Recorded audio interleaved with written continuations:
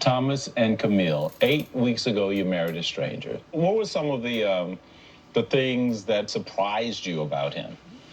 Oh, I would say how little he really cares about being embarrassed in a good way. In a good way. Like, I feel like, yeah, like guys are always trying to play it too cool, and they're like, they don't want the in fear of, not doing something right or looking silly doing it. He's never really, he's not leading with his ego, and he's always down for whatever, so that's been much appreciated. Yeah, and That's so cool. yeah, Camille's been amazing. She's a very loving person. She's an accommodator, but she's also a protector. So she's very strong, but not in like an outward or like very loud manner. She just has this confidence, and she makes me believe in myself. She just makes me feel more confident, feel like I can do anything. So. Thank you. I love that. But there have been some rough spots, right? Yeah, for me, I think it'd be nice to not have to be, the one that is always forward thinking or like figuring out the next move. What are we doing after decision day?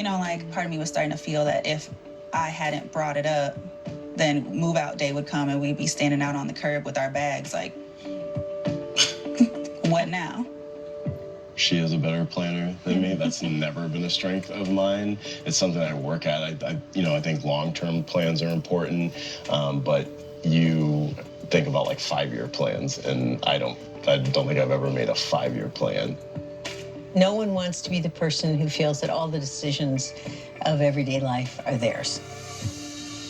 I think that is some of it. And I hate to bring up the past, but he was in a 9-year relationship that kind of like ended up fizzling out in the end.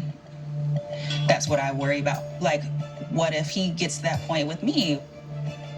Ironically enough, it's similar for me, but not for the same reasons. This has gone great, but it's like a small sample size, and we have to spend the rest of our lives together. So I don't want to get to a point to where one of us stops like working at this.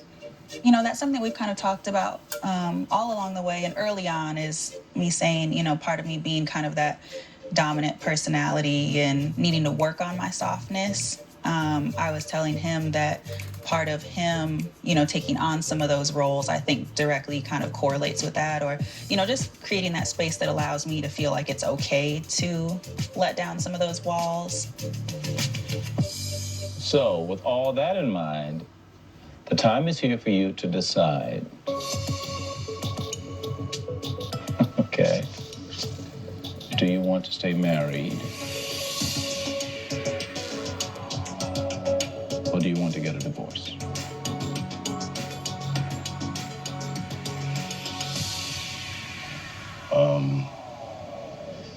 So this entire process has been, it's been crazy. I always overthink things. I always have to calculate things out and think about the risk. You have kind of put me through a lot physically. Talking about pulled hamstrings. I have more injuries in the last 8 weeks than I've had over the last probably 5 years of my life. But it's been worth it to me. So I have one thing for you. Oh, wait a minute now. Okay, so you are the hooper, but I want a rematch. Wow. So let's stay together. I want to stay married. Cute. Well, it's been such a roller coaster. You've helped me grow a lot more than I even knew I needed. And I think, you do push me to be better. But yeah, I just, I'm